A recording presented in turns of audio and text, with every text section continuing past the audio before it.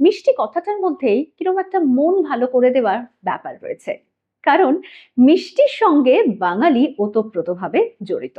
যতই স্বাস্থ্য সচেতন হোক না কেন, মানে একটু শেষ পাতে মিষ্টি সবাই পছন্দ করে। তো আমি চেষ্টা করছি আমাদের দোকানে 15 টাকা 10 টাকার একটা মিষ্টি রাখা। তো হেলথ কনসার্নটাও খেয়াল রেখেছি, প্লাস সবার বাজেটের যাতে কোলায়। গ্রাহকদের মধ্যে কোন মিষ্টির চাহিদাটা বেশি থাকে? বেক রসগোল্লাটা খুব হাই সেলিং আছে। জল ভরা সন্দেশে, জল ভরা যেটা মানে সবচেয়ে বেশি চাহিদা যদি আপনি বলেন, Showstopper বলা যায়। মানে জল ভরা মানে দিনে যদি 600 পিসও আমরা করি, 600 পিসও সেল হবে। কাঁচা পাকের সন্দেশ, ওপরে একটা মালাইয়ের লেয়ার দেওয়া হয়, একটুখানি ছোট ছোট কাজু আর বাদামের দানা থাকে, মানে ক্রাঞ্চি বাইটস আছে খাওয়ার টাইম। আরো নতুন প্রচুর এইরকম ব্র্যান্ড আসছে, সেটাই বা কতটা চ্যালেঞ্জিং? কম্পিটিশনটা তো খুব ইম্পর্টেন্ট, যে আপনি যতবার জীবনে ফেল হবেন ততবার আপনি আবার গ্রো করবেন। ফেল যদি না হয় জীবনে কেউ গ্রো করতে পারবে না, এটা হচ্ছে সত্যি কথা। বলরাম মল্লিকের মিষ্টির একটা আবেগ তাদের মনে রয়েছে। আমার এখন কিন্তু সব কিছু মেশিনারিতে যাইনি, দেয়ার ইজ হাতের কাজ in this Balaram Mullick, you will get হাতের কাজের মিষ্টি টিল ডেট। আমাদের যে গুড়, নলেন গুড়ের জল ভরা হয়, হাতে বাঁধা হয়, সেটা গুড়টাকে হাতে গেঁথে ঢোকানো হয় সেটাকে। সুইট শপের প্ল্যানিং যদি থাকে তাদের জন্য কি সাজেশন? যে আমি যদি ভেবে নিই যে ওই মিষ্টির দোকান আগেকার দিনের মতন চলবে, ওই যেরকম হচ্ছে হোক না হচ্ছে ওইভাবে কোনোদিন এখন চলবে না।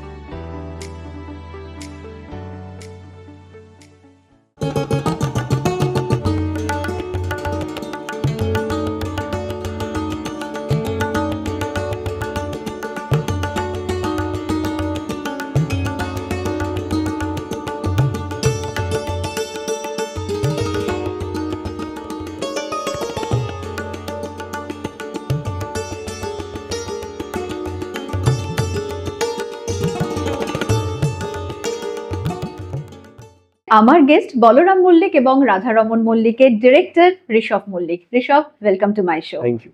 থ্যাংক ইউ আসার জন্য তোমাকে। প্রথমে যেটা জানতে চাইবো, মানে মিষ্টি, বাঙালি বলতে মিষ্টির সাথে একটা আবেগ তো জড়িয়ে থাকেই, মানে যতই স্বাস্থ্য সচেতন হোক না কেন, মানে একটু শেষ পাতে মিষ্টি সবাই পছন্দ করে। তো 1885 থেকে তোমাদের জার্নি শুরু, এবং ভবানীপুরে একটা ছোট্ট দোকান থেকে শুরু, তারপর আজ অনেকগুলো আউটলেট। কিভাবে এই জার্নিটা এখনো পর্যন্ত এগিয়ে নিয়ে যাচ্ছ, এবং একই সঙ্গে এবছর আর কি কি প্ল্যানিং তোমাদের রয়েছে? আমার যিনি ঠাকুরদা হন, গণেশচন্দ্র মল্লিক, উনি প্রথমে কোন্নগরে ছিলেন, কোন্নগরে থাকতেন। তো উনি মনে করলেন যে কোন্নগরে আমাদের মিষ্টির একটু ব্যবসা ছিল, ওখান থেকে উনি মনে করলেন ওরা ভাইদের থেকে একটুখানি সরে একটুখানি কলকাতার দিকে আসবেন। তো উনি কলকাতার দিকে আসেন। প্রথমে তিনি নর্থ কলকাতা একটা দোকানে কাজ করতেন, কারিগরের কাজ করতেন, প্রপার একটা কারিগর ছিলেন। তো উনি 1 বছর থেকে 2 বছর মতন কাজ করলেন। কাজ করে উনি ভবানীপুরের মতন জায়গায় এলেন। ওখানে হরলালকার থেকে উনি ভাড়াতে নিয়ে দোকানটা স্টার্ট করেন। একটাই উনুনে রান্না হবে, আর একটাই উনুনে, যেটা আমি শুনেছি বড়দের থেকে, যে একটাই উনুনের মানে উনি নিজেই বানাতেন, নিজেই বিক্রি করতেন মিষ্টি। একটা ছোট দোকান থেকে স্টার্ট করে ওখান থেকে জার্নিটা স্টার্ট হলো। মানে সবাই জানতেন গণেশদার দোকান, প্রথমে কিন্তু বলরাম মল্লিক না, সবাই জানতেন গণেশদার দোকান। কারণ উনি এতটাই ভালো কারিগর ছিলেন নিজেই, তাই জন্য উনি গণেশদার দোকান বলে খুব মানে বিখ্যাত হয়েছিল। অনেক ফেমাস পার্সোনালিটির কাছেও সেই মিষ্টিগুলো যেত। ওখান থেকেই আমাদের মানে কোয়ালিটির জন্য সবার মুখে মুখে ছয়লাভ হয়। এখন তো অনেকগুলো আউটলেট রয়েছে, এবং প্রত্যেকটাই কি মানে সাউথ কলকাতা বেস্ট? আমাদের এখন তো আমার যে কটা আছে সবকটাই সাউথ কলকাতা বেস্ট। রিসেন্টলি আমি একটা চিনার পার্কের দিকে, জ্যাংরাতে, বাগুইহাটি কেষ্টপুরের দিকে, এয়ারপোর্টের কাছাকাছি আমাদের অনেক ডিমান্ড আছে ওই দিকটাতে। আমি মনে করলাম যে একটা দোকান ওখানে তো হওয়া বাধ্যতামূলক, কারণ অনেক আমাদের চেনা পরিচিতি লোকই বারবার বলেন যে ওখানে তোমাদের একটা দোকান হলে ভালো হয়। তো আমার ওখানে একটা জ্যাংরাতে একটা দোকান করছি আমরা খুব তাড়াতাড়ি, মানে খুব রিসেন্টলি ওপেনিং হবে সেটা। আর আপকামিং একটা কালীঘাটের একটা স্কাই ওয়াকের নিচেও একটা আমাদের দোকানের একটা চলছে, মানে ওটার প্ল্যানিং না, কাজই শুরু হবে ওটাতে। আচ্ছা, তুমি নিজে তো হোটেল ম্যানেজমেন্ট করেছো, এবং এখন ডিরেক্টর হিসেবে তুমি রয়েছো, সেক্ষেত্রে ফোর্থ জেনারেশন তুমি, বাই চয়েস কি এই বিজনেসে পারসিউ করা? আমাকে কোনোদিন কোনো কাজ কেউ জোর করে করাতে পারে না। আমার বাবাও ইনফ্যাক্ট বলেছিল এই লাইনটা খুবই খুবই প্রবলেমেটিক লাইন একটা, মানে খুবই ঝামেলা, বিকজ এখানে লোক পাওয়া খুব মুশকিল। মানে এই লাইন স্পেশালি কোনো নতুন করে কোনো কারিগর আসছে না। তো এখন আমাদের ফুললি পুরো মেশিনারিজ দিকে যেতে হচ্ছে। তো ওই জন্যই বাবা বলছিল যে এই লাইনে যদি তুমি আসো তো একটা খুব প্রবলেমেটিক হবে, but you have to be very hard working তুমি যদি আসো। তো আমি নিজের চয়েসেই এটা এসছে। টু বি ফেয়ার, আমি যদি অনেস্টলি বলি, লকডাউন যে হয়েছিল, আমি ব্যাংককে পড়াশোনা করতাম হোটেল ম্যানেজমেন্ট নিয়ে। তো লকডাউন হয়েছিল বলে আমার একটা ইচ্ছে ছিল যে ওখানে একটুখানি 1 বছর মতন চাকরি করবো, মানে যাতে একটু এক্সপিরিয়েন্স গেন করে তারপরে আসবো। বাট লকডাউন এরকম হলো যে আর তো বিদেশের দিকে কোনো কাজকর্ম ছিল না, এখানে বসে বসে টাইম নষ্ট হচ্ছিল। তো আমরা যে ফার্স্ট ফ্লাইটটা হলো ওটা দিয়ে এলাম, এসে আমি নিজের লাস্ট ইয়ার কলেজটা করলাম, প্যারালেলি আমি নিজের ব্যবসাটাও দেখতে শুরু করলাম। তো ওখান থেকে পুরোপুরি যখন থার্ড ইয়ার শেষ হয় পুরোপুরি ব্যবসাতেই ঢুকে যাই তখন আমি নিজে। প্যাকেজিংটা করলে খুব ভালো হয়, প্যাকেজিং এখন খুব ডিমান্ড। প্রপার বাক্স, লোকে এত টাকা দিয়ে মিষ্টি কিনছে, তাকে সেই জিনিসটা দিতে হবে। 20 টাকা দিয়ে একটা লোক মিষ্টি কিনছে, সেই লোকটা তো অন্য দোকানে কেউ কিনতে পারে। তো আমাকে কেন বলরাম মল্লিকে যাবে? So packaging important, hygiene important, quality তো ভেরি মাচ ইম্পর্টেন্ট। এভরিথিং মানে কি বলবো, নোক থেকে মাথা অব্দি everything should be brand, and brand মানেই হচ্ছে everything should be intact. 10 out of 10 চেষ্টা তো করতে হবে। 10 আউট অফ 10 না হতে পারে, কেউই পারে না, কিন্তু 10 আউট অফ 10 ভাবলে তো 10 আউট অফ 8, 10 আউট অফ 9 হওয়া যায়। ফুড বিজনেসের ক্ষেত্রে এই সিস্টেম হোক, প্রসেস হোক, সেন্ট্রালাইজেশন হোক, ট্রাস্ট কতটা ইম্পর্টেন্ট তুমি কি মনে করো? সেন্ট্রালাইজেশন বলতে আপনি বলে করি যে প্রোডাকশন, যে আমরা যে এখনই বলছিলাম না কারিগরের ব্যাপারটা, ওই কারিগর পাওয়া তো খুব মুশকিল। তো আমরা এখন ফ্রেশার্স নিচ্ছি, কারণ ফ্রেশার্স নিয়ে আমরা চেষ্টা করছি আমাদের যে এসওপি আছে, স্ট্যান্ডার্ড অপারেটিং প্রসিডিওর, সেইগুলোতে তাদেরকে শিখিয়ে তৈরি করছি আস্তে আস্তে। কারণ নতুন করে কেউ এইসব লাইনে আসতে চাইছে না, কারণ এইসব লাইনে লোকে মনে করছে যে অকেশন আছে, যেমন ভাইফোঁটা, দুর্গাপুজো, কালী পুজো, একটা তো অকেশন, ওরাও চেষ্টা করে সবাই চেষ্টা করে নিজের ফ্যামিলির সাথে থাকবো। তো ওদেরও সেই জিনিসটাতে প্যারালেলি প্রবলেম হয় যে আমাদের একটা অকেশন করে, আমরা সেটাও নিয়ে একটা পরিকল্পনা করছি যে আস্তে আস্তে যে কিছু অকেশনে ভাগ করে দেবো, এই অকেশনে সে ছুটি নেবে, এই অকেশনে সে ছুটি নেবে, যাতে কিছু কিছু অকেশন তারা নিজের ফ্যামিলিদের সাথে স্পেন্ড করতে পারে। একটুখানি মডার্ন থট দিচ্ছি যাতে এই লাইনেও লোক আসে। কিন্তু মানে আমি তোমার প্রসঙ্গ থেকেই বলবো যে মানে ধরো যেহেতু দীর্ঘদিন মিডিয়ার সাথে যুক্ত রয়েছি, জার্নালিজমের সঙ্গে, মানে আমরা যেটা দেখি যে যেটা একেবারে এমার্জেন্সি সার্ভিস, সত্যি আমাদের জীবনে পুজো বলো, কোনো ফেস্টিভ্যাল বলো থাকে না, এবং সেখান থেকে তোমরা এই বিষয়টা ভাবছো যে আমাদেরও সেম, আমাদের কোনো ফেস্টিভ্যাল বলতে কিছু নেই, আরো অনেক আমাদের তো ফেস্টিভ্যালের 1 মাস আগে থেকে শুরু হয়ে যায়। পুজো হোক এবং আরো নানা ধরনের ফেস্টিভ্যাল আমাদের বাংলাতে রয়েছে, প্রত্যেকটার ক্ষেত্রে কি আলাদা আলাদা কিছু বিশেষত্ব তোমরা রাখার চেষ্টা করো? হ্যাঁ, প্রতিটা অকেশনে আমাদের কিছু বিশেষত্ব থাকে। যেমন দোল পূর্ণিমা গেল, দোলের আমাদের কিছু ভ্যারাইটি অফ সন্দেশ আছে। ফর এক্সাম্পল রং দে বাসন্তী বলে একটা সন্দেশ হয়, খুব হালকা মিষ্টিতে একটু রঙের ফ্লেভার দিয়ে ভালো করে আমাদের করা হয়, রঙেরও ফ্লেভার পাওয়া যায়, সুন্দর করে করা হয় সেই জিনিসটা।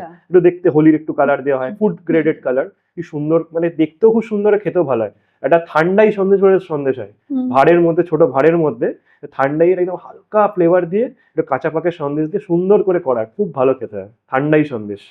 তারপরে আমাদের গুজিয়া হয়, চন্দ্রকলা গুজিয়া তো নর্মাল জিনিস, কিন্তু ঠান্ডাই সন্দেশ, রং দে বাসন্তী, রং বাহার, এগুলো আমাদের খুব স্পেশালিটি সন্দেশ। পয়লা বৈশাখে শুভ নববর্ষ লেখা যে সন্দেশগুলো, মানে গুড়ের হয়, ওটা আমরা সাদা সন্দেশ করি, কেশরের সন্দেশ করি, ওগুলোকে নিয়ে মানে বিভিন্ন ভ্যারাইটি। পয়লা বৈশাখে আমরা বক্সেরও ভ্যারাইটি করি বিভিন্ন। তুমি বারবার একটা বিষয় বলছো যে কারিগর। কিছুদিন আগে পশ্চিমবঙ্গ ঘুরেছি পুরো, এখন সিচুয়েশনটা এরকম হয়ে গেছে যে ওদের কাজ করা মনে হচ্ছে যে গ্রামে থেকে যে পেয়ে যাচ্ছি সেটা শহরে এসে কাজ করার দরকার নেই, যেটা আমি বুঝতে পেরেছি। আর গ্রামের দিকে এখন ভালো আর্নিং আছে লোকের কাছে, যে লোকে এসে যে শহরে এত খাটাখাটনি করবে সেই আর নেই, এখন গ্রামের দিকে অনেক কাজকর্ম হয়ে গেছে। হাতের তৈরির যে স্বাদ সেটা তো একটা আলাদা জায়গা থাকে। আমরা চেষ্টা করছি মেশিনারিজের যে মেন যে পার্টটা, সেটা তো কারিগর তো আছেই আমাদের কাছে, কিছু কিছু করে পুরোনো যারা লোক তারা করছেই, এবং যেহেতু নতুন নতুন ভ্যারিয়েশন আসছে সেখানে তো একটা ট্রেন্ড, মানে ট্রেন্ড অনুযায়ী তাদেরকে সেই এক্সপার্ট স্কিলটাও তো সেখানে ব্যবহার করার একটা দরকার থাকে। তো আমাদের ফ্রেশার অ্যাডপ্ট করছি, যেমন আমরা বললাম ফ্রেশার অ্যাড করে আমরা তাদেরকে শিখিয়ে নিচ্ছি, এখন স্টাইফেন্ড দিচ্ছি তাদেরকে, প্রপার খাওয়া দাওয়া দিচ্ছি, থাকা দিচ্ছি, মানে প্রপার আমাদের সব ফেসিলিটিস আছে, মানে আমরা প্রচুর ফেসিলিটি বাড়িয়েছি। তাই জন্য আমাদের লোকজন চেষ্টা করে, ফ্রেশার যারা আসে তারা খুব ভালোবেসে কাজ করছে, অনেক লোকে, তাদেরকে চেষ্টা করছি তাদেরকে নতুন নতুন ভাবে যদি কাজ শিখিয়ে নেওয়া যায় তারাই করতে পারবে। এখন নতুন ট্রেন্ড হচ্ছে, এখন মেয়েরাও এখন যুক্ত হয়েছে, এখন এসব জিনিসে প্রোডাকশনও এখন মেয়েরা কাজ করছে সব। আমি অনেক সুইটস ফ্যাক্টরিতে গেছি, তারা এখন কি করছে, অনেক গ্রুপ অফ মহিলা নিয়েছে, তারা কি করছে যে কুচখাজ যেগুলো কাজ, যেগুলো অনেক কাজ থাকে আমাদের কারখানায়, যেগুলো আমাদের কুচখাজ কাজ, যেগুলো কারিগর ছাড়াও নর্মাল লোকও করতে পারে, গার্নিশিং করা, তারপরে আপনার সাজানো, ট্রে করে ঠিকঠাক ভাবে ওটাকে দোকানে পাঠানো, মানে লজিস্টিক্যাল যে ব্যাপার সব ওগুলো দেখতে পারে, ওগুলো আমরা নিচ্ছি এখন, মানে মহিলাদেরকে এখন নেওয়া হচ্ছে। এখন আমাদের, আপনি যদি আমাদের দোকানে যান, কোনো দোকানে আপনি দেখবেন সেলসম্যান আর 50% মহিলা, মানে ওমেন আর কামিং ফরওয়ার্ড, মানে খুব ভেরি ফাস্ট, মানে এটা খুব ভালো খবরও একটা, ডেফিনেটলি। আর মহিলারা দোকান চালাচ্ছে, if you go to our Tollygunge outlet, Tollygunge একটা মহিলা দোকান চালাচ্ছে, আর যে সেলস এর 3 জন মহিলা, একজন ছেলে হবে যা হেল্পারের কাজ করছে। এক্স্যাক্টলি। বাঙালিরা এখন অনেক বেশি স্বাস্থ্য সচেতন। আমি বাঙালি এই জন্যই বললাম, কারণ বাঙালিদের মধ্যে মিষ্টি প্রতি একটা দুর্বলতা তো থাকেই, এবং একেবারে প্রপার যে বাঙালি মিষ্টি বলো, সেখানে মানে ইফ আই এম রং তুমি আমাকে কারেক্ট করো, যে দুধের বেশি ব্যবহার থাকে, চিনির বেশি ব্যবহার থাকে, এবং যদি ট্রেন্ড দেখা যায় লাস্ট কিছু বছর ধরে, ধরো মিঠাই জাতীয় যে মিষ্টি, মানে এই মিষ্টিগুলোরও একটা জায়গা কিন্তু তৈরি হয়েছে। তো যখন তোমাদের যে প্ল্যানিং গুলো তোমরা রাখো, সেটা কিভাবে ব্যালেন্স করো? আমাদের প্ল্যানিং গুলোকে আমরা চেষ্টা করি যতটা পারি একটুখানি ব্যালেন্সড ওয়েতে রাখতে, বিকজ ওই আমাদের কোনো অকেশন হয়, ফর এক্সাম্পল একটা এক্সাম্পল বলছি, কোনো অকেশন এলো, আমরা যতগুলো আমাদের শপ আছে তাদের যে ইনচার্জ, দোকানের ইনচার্জদেরকে নিয়ে বসি, তাদের বুদ্ধিটাও নিই, কারিগররা কি বলছে তাদের কথাটা শুনে একটা নিউট্রাল ডিসিশনে পৌঁছাই যে কি করা উচিত। মানে সবাই ওরা ওদের রিকোয়ারমেন্ট বলে, এবার আমরা দেখি আমাদের ক্যাপাসিটি কতটা, মানে আমাদের প্রোডাকশন ক্যাপাসিটি একটা জিনিস আছে। আমার এখন কিন্তু সব কিন্তু মেশিনারিতে যায়নি, দেয়ার ইজ হাতের কাজ। In this Balaram Mullick you will get হাতের কাজের মিষ্টি টিল ডেট। আমাদের যে গুড়, নলেন গুড়ের জল বড়া হয়, হাতে বাঁধা হয়, সেটা গুড়টাকে হাতে গেঁথে ঢোকানো হয় সেটাকে, মানে ওইটা ট্র্যাডিশনালটা এখন রাখার জন্য এটা করা হয়েছে। যখন একটা মানে হোটেল ম্যানেজমেন্টে তোমরা ছিলে, সেখানে বিভিন্ন দিকগুলো তো তোমাদেরকে শেখানো হয় বা তুমি কাজ করেছো সেভাবে। একটা বিজনেসের ক্ষেত্রে একটা প্রপার প্ল্যানিং, স্ট্র্যাটেজি, এবং তুমি বারবার প্যাকেজিং এবং সেটা অনুযায়ী একটা ব্র্যান্ডিং এর কথা বলছিলে, মানে প্রেজেন্ট সিনারিওতে সত্যি কতটা ইম্পর্টেন্ট? প্যাকেজিং তো এখন আমাদের দেখুন, বলরাম মল্লিকে একটা টার্গেট কাস্টমার, আপনি জানেন টার্গেট সেগমেন্টেশন এখন আছে, ঠিক আছে, কিন্তু আমি সেটা চেষ্টা করছি যে একটু চেঞ্জ করার। মানে আমি চেষ্টা করছি যে সব রকমের, সবার পক্ষে তো সবকিছু সম্ভব হয় না, তো আমি চেষ্টা করছি আমাদের দোকানে 15 টাকা 10 টাকার একটা মিষ্টি রাখার। কড়া পাকের আমাদের একটা আতা সন্দেশ হয়, 10 টাকাতেও মিষ্টি পাওয়া যায়, সেটা আমরা রেখেছি। 15 টাকা দামের একটা মিক্স ফ্রুট সন্দেশ হয়, সেটাকে আমরা রেখেছি, এটা কম মিষ্টি, হালকা মিষ্টি। তো হেলথ কনসার্নটাও খেয়াল রেখেছি, প্লাস সবার বাজেটের যাতে কোলায়, লোকে একটু ভালো, সবাই চেষ্টা করে পুজো আচ্ছার দিনে একটুখানি ভালো মিষ্টি কিনবো বলরাম মল্লিকের থেকে, কারোর বাড়িতে যাচ্ছি সেটা দেবো, তো সবার বাজেটে কোলাতে পারি, আমরা 10 টাকা 15 টাকা চেষ্টা করি একটু মিষ্টিগুলো রাখা। আমাদের রসগোল্লার দাম 15 টাকায় রেখেছি এখনো, হোয়াইট রসগোল্লা যেটা, মানে we are trying our best যাতে সব রকমের সেগমেন্ট কাস্টমার আমাদের কাছে আসতে পারে। প্যাকেজিং এর কথায় আসি, তো প্যাকেজিংটা একটু আমরা প্রিমিয়াম প্যাকেজিংই রাখি, ঠিক আছে, তাও চেষ্টা করি যেটুকু দাম সেইটুকুই কাস্টমার থেকে নেয়, because those are very expensive. এগুলো আমরা কলকাতা থেকে আনাই না, বাইরে থেকে আনাই, some of them are coming from China, কিছু কিছু জিনিস আমরা চায়না থেকে আনাচ্ছি, ঠিক আছে। আমরা এখন বেক রসগোল্লার একটা ভ্যাকিউম প্যাকেজিং এর মেশিন এনেছি। এবার লোকে বলতো যে বেক রসগোল্লা তো নিয়ে যাচ্ছি, কিন্তু অতক্ষণ তো স্টে করে না, বেক রসগোল্লা তো খারাপ হয়ে যায়, দুধের জিনিস। তো আমরা একটা চায়না থেকে একটা মেশিন নিয়ে এসেছি, যেটা হচ্ছে সিল, মানে ভ্যাকিউম সিল হয়ে যায়, কিন্তু ওটা কোনো প্রিজারভেটিভ নেই। মানে ভেবে নিন ওটা 250 to 280 ডিগ্রি সেলসিয়াসে আমরা ওটা হিট করছি, হিট করে সঙ্গে সঙ্গে মেশিনটাতে দিচ্ছি। তো কি হয়, ওই হিটটা ওটাতে ভ্যাকিউম সিল হয়ে যায় একদম, তো ওটাতে কোনো অসুবিধা হয় না, সেটা ভালো থাকে, সেটা 15 ডেজ মতন ভালো থাকে। আমাদের লেখাই আছে 5 days, মানে best before 15 days it's mention. আমি নিয়ে এসেছি অ্যাসর্টেড বক্স, বিভিন্ন ভ্যারাইটি, একটা মিষ্টি চেষ্টা করে বাইরে নিয়ে গিয়ে লোকে খায়, ফর এক্সাম্পল জল ভরা, ওকে বললো একটা ভ্যারাইটি। মানে প্রবাসী বাঙালিদের মধ্যে বলো, ধরো বিভিন্ন রকম যে মানে নামকরা মিষ্টির দোকান, বাঙালির আবেগ যেগুলোর সাথে জড়িয়ে রয়েছে, সেটা ভীমনাগ হোক, নকুর হোক, বলরাম মল্লিক হোক, মানে এই মিষ্টি নিয়ে যাওয়ার চেষ্টা করে, তো সেখানে সেটা তাহলে সম্ভব, মানে নষ্ট হবে না। আমাদের সেদিন তো অনেক মিষ্টি রয়েছে, আমরা মিষ্টির পাকটাকে এমন ভাবে বানাই যদি মিষ্টিটা থাকে, আচ্ছা, প্লাস কম মিষ্টি হয়, এরকম না যে খুব বেশি মিষ্টি, একদম পরিমিত মিষ্টি যেটুকু দরকার সেইটুকুই মিষ্টি দেওয়া হয়। আর সেই মিষ্টিটা আমাদের যে ড্রাই সুইটস, ঠিক আছে, ড্রাই সুইটস গুলো আপনি যে কড়া পাকের মিষ্টি তো থাকবে, কড়া পাক একটা হয়, একটা মিডিয়াম পাক, একটা নরম পাক হয়। নরম পাকের মিষ্টিটা 2 দিন থাকবে হয়তো ম্যাক্সিমাম। মিডিয়াম পাকের যে এখন মিডিয়াম পাকটা খুব ভালো চলছে, মিডিয়াম পাকের মিষ্টিটা আপনি 3 থেকে 4 দিন রাখুন ফ্রিজের বাইরে, এখন গরমকালে কিছু হবে না, কোনো অসুবিধা নেই, আপনি নিয়ে গিয়ে আরামসে 3-4 থেকে 4 দিনে ইন্ডিয়াতে যে কোনো জায়গায় আপনি দিনের দিনই পৌঁছে যাবে, তো অসুবিধা হবে না।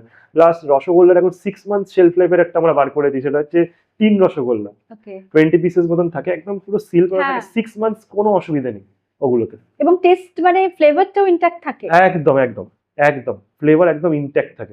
কেয়ার নিয়ে করতে হয়, প্রিজারভেটিভ ইউজ করা হয়, কারণ না না না না, খুব কেয়ার নিয়ে, খুব সেনসিটিভ ভাবে ওটাকে হিটটা রেখে করা হয়। Heat is the main thing, heat not the preservative. আমরা চেষ্টা করি কোনো প্রিজারভেটিভ না দেওয়া কোনো জিনিস, বিকজ হেলথের জন্য আমরা খুব কনসার্ন।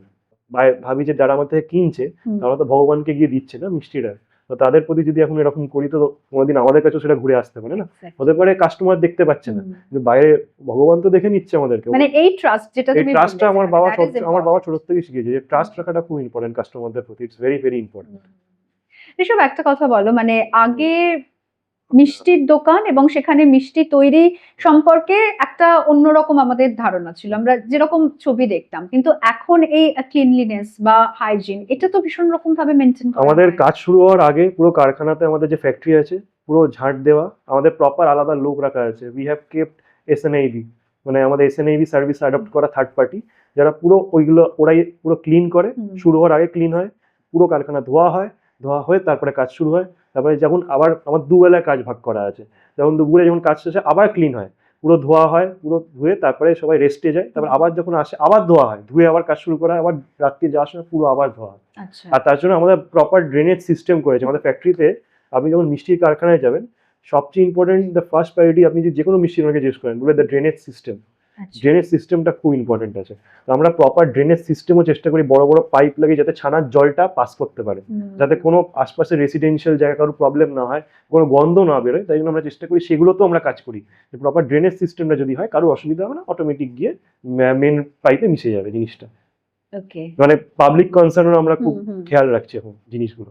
ফুড বিজনেসে বিশেষত প্রত্যেকদিন তো এমন না যে যতটা প্রোডাকশন হচ্ছে পুরোটা তোমার সেল হয়ে যাচ্ছে, শেষ হয়ে যাচ্ছে, না, that's not possible. সেটা কি হয়? দেখুন, আমাদের একটা আমরা বুঝে শুনেই তৈরি করি, ঠিক আছে? ফর এক্সাম্পল আপনার এক্সাম্পল দিই, এটা তো এক্সাম্পল দিই, ফ্রাইডে স্যাটারডে সানডে, যেমন আজকে স্যাটারডে, তো ফ্রাইডে স্যাটারডে সানডেও কিন্তু আমাদের সেলটা একটু হাই থাকে। আচ্ছা, মানডেটাও সেল ঠিক থাকে, টিউসডে ওয়েডনেসডে একটু স্লাইটলি ডিপ করে সেলটা, বিকজ লোকে ওয়ার্কিং ডে থাকে, এমনি নোনতা টোনতার যেগুলো সেল থাকে, বিকজ অফিস থেকে লোকে আসছে নোনতাগুলো খাচ্ছে। মিষ্টিটা মেবি ওই লেভেলে থাকে না, তখন আমরা কি করি, প্রোডাকশনে কমিয়ে দিই। মানে ভেবে নিন যেটা 40 পিসেস করে হয়তো বলে 40 60 80 পিসেস বলি নর্মাল উইকেন্ডে, সেগুলোকে আমরা 40 50 পিসেস করে দিই।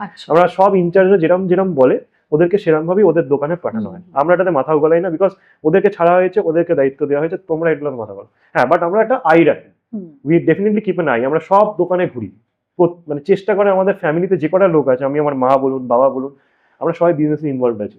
তো আমরা ডেলি যতই কাজ থাকুক, এভরিডে উই মেক শিওর যে আমার দোকানে গিয়ে বসতেই হবে, অ্যাটলিস্ট 1 আওয়ার হোক। প্রত্যেকটা আউটলেটে নয়, যে কোনো আউটলেটে তুমি যাও, কিন্তু বসো, you must have the control. একটা আউটলেটে বসেও তো কন্ট্রোল করা যায় সেটাকে। আমরা হেড আউটলেটে গিয়ে বসি, নিউ আলিপুরে যেমন আমাদের হেড আউটলেট, ওখান থেকে আমরা কন্ট্রোল করি, দেখি যে কোথায় কি মাল গেল, কতটা মাল এলো, রিটার্ন এলো। ফ্যাক্টরিতে চলে যায় বিকেলবেলা, গিয়ে দেখি রিটার্ন কত এলো, কত প্রোডাকশন হচ্ছে, কোন মালটা চলছে কোন মালটা চলছে না, সেটাকে কেন চলছে না, কি কারণে চলছে না, কেন কাস্টমার নিচ্ছে না। আমি চেষ্টা করি যদি দেখি যে কোনো আউটলেটের সেল এখন ডিপ যাচ্ছে, তো আমি চেষ্টা করি সেই আউটলেটে গিয়ে বসার, চেষ্টা করি কাস্টমার কি বলছে, কি প্রবলেম হচ্ছে সেটাকে জানার, এগুলোকে আমরা চেষ্টা রাখি। তাই জন্য দেখবেন আমাদের ভ্যারাইটিটাও থাকে। তো কাস্টমার যদি বলে এটা একই মিষ্টি হয়ে যাচ্ছে, বা একটুখানি চেঞ্জ করে একঘেয়ে টাইপের হয়ে যাচ্ছে, তো আমরা সেটাকেও চেঞ্জ করে একটা নতুনত্ব ফিউশন টাইপের কিছু করার চেষ্টা করি। তো তারপরে তো দেখেইছেন বলরাম মল্লিকের ফিউশন সন্দেশগুলো। একদমই। আমি এবার যেটা জানতে চাইবো যে তোমার কাছে বলরাম মল্লিকের পছন্দের মিষ্টি কোনগুলো, বা কোন মিষ্টিগুলো ওপর মানে চাহিদা বেশি থাকে, সেটা একটু বল। আমার পছন্দের মিষ্টি প্রথম কথা বলতে গেলে আমার কম মিষ্টিগুলো তো খুব ভালো লাগে, যেগুলো একদম মুখের মধ্যে গলে যায়, একদম ছানার মিষ্টি। ফর এক্সাম্পল দোয়েল সন্দেশ, এই সন্দেশটা আমাদের খুবই ফেমাস, আমরা very close to our heart. একজনের নামে রাখা, তাকে ট্রিবিউট দিয়ে বানানো দোয়েল সন্দেশটা। তো ওটা তো আমাদের এখন মানে ফেটে গেছে, কাস্টমারই ফাটিয়ে দিয়েছে, মানে এত মানে নিয়ে গিয়ে লোকে এত ভালো লেগেছে। অনেকে বলে এই সন্দেশটা তোমরা এমন ভাবে বানাও যেটা আমরা বাইরে নিয়ে যেতে পারি, বাট ওটা থাকে না। ওই সন্দেশটা মানে within that same day consume করেন, বাট ইফ ইউ মানে আপনি যদি বাড়ি গিয়ে ফ্রিজে রাখেন, ফ্রিজে ঠিক থাকবে ওটা, ফ্রিজে কিছু অসুবিধা হবে না, বাট ওটা সঙ্গে সঙ্গে খেয়ে নিতে আর খুব মানে মুখে গলে যায়, মেল্টস ইন দ্য মাউথ। এই সন্দেশটা একটা রোস্টেড কাজু দিয়ে টপ করা হয়, কাঁচা পাকের সন্দেশ, ওপরে একটা মালাইয়ের লেয়ার দেওয়া হয়, একটুখানি ছোট ছোট কাজু আর বাদামের দানা থাকে, মানে এটা মানে ক্রাঞ্চি বাইটস আছে খাওয়ার টাইমে, খুব ভালো লাগে খেতে ওটা। তো ওটা আমার ফেভারিট সন্দেশ। গ্রাহকদের মধ্যে কোন মিষ্টির চাহিদাটা বেশি থাকে বলো? গ্রাহকদের মধ্যে আমাদের এখন বেক রসগোল্লাটা খুব হাই সেলিং আছে, আর আপনার জল ভরা সন্দেশের, জল ভরা যেটা মানে সবচেয়ে বেশি চাহিদা যদি আপনি বলেন, মানে জল ভরা মানে দিনে যদি 600 পিসও আমরা করি, 600 পিসও সেল হয়ে যাবে। আচ্ছা, ওটা এতটাই চাহিদা ওটা জল ভরা সন্দেশে। জল ভরা সন্দেশটা কি, জল ভরা সন্দেশটা হচ্ছে ভেতরে একটা ছাঁচের সন্দেশ হয় গুড়ের, ভেতরে আমরা শীতকালে নলেন গুড় দিয়ে স্টাফ করি, নাহলে গরমকালে হানি দিয়ে স্টাফ করা হয়। এটা তো মানে সারা বছর ভাঙলেই পাওয়া যায়। সারা বছরই পাওয়া যায়। পাটালি গুড় দিয়ে করি, হুম, পাটালি গুড় দিয়ে করা হয় নর্মাল টাইম, আর নাহলে শীতকালে তো সবই নলেন গুড়ে হয়। হুম, হুম। তো ভেতরে স্টাফিংটা মেন হচ্ছে জলপাটার ভেতরে, ওইটা মানে খেলেই ভেতরে মধুটা বেরোয় বা ওই আপনার গুড়টা বেরোয় গুড়ের টাইমে। আজকে ধরো বলরাম মল্লিক এত বছর ধরে রয়েছে এবং একটা অলরেডি একটা ব্র্যান্ড হিসেবে মানুষের মনে সে জায়গা করে নিয়েছে। বলরাম মল্লিকের মিষ্টির একটা আলাদা আবেগ তো রয়েছে, কিন্তু আরো নতুন প্রচুর এইরকম ব্র্যান্ড আসছে, সেই জায়গায় তাদের সাথে কম্পিটিশনে টিকে থাকার জন্য কি আলাদা করে কোনো প্ল্যানিং দরকার হয়, সেটাই বা কতটা চ্যালেঞ্জিং? কম্পিটিশনটা তো খুব ইম্পর্টেন্ট। আমি প্রথমে ভাবতাম যে কম্পিটিশনটা ইম্পর্টেন্ট, বাট কম্পিটিশনটাকে খুব মানে চ্যালেঞ্জ তো দেয়।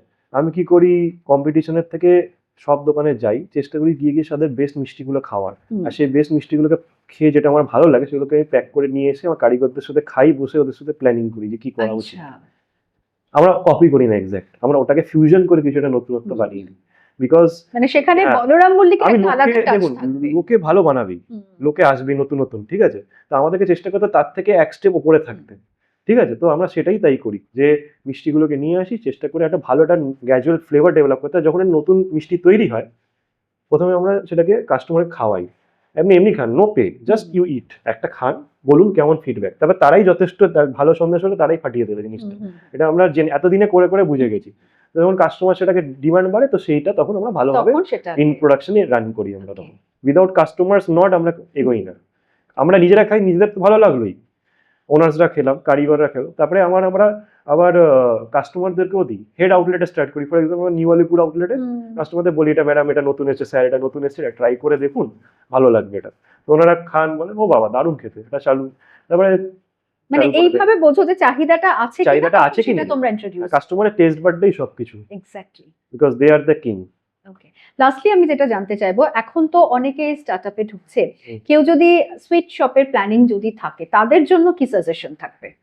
সুইট শপে প্ল্যানিং এখন যদি ঢুকতে হয়, একটা সিস্টেমেটিক ডিসিপ্লিন ভাবে ঢুকতে হবে। যে আমি যদি ভেবে নিই যে ওই মিষ্টির দোকান আগেকার দিনের মতন চলবে, ওই যেরকম ভাবে হচ্ছে হোক না হচ্ছে ওইভাবে কোনোদিন এখন চলবে না।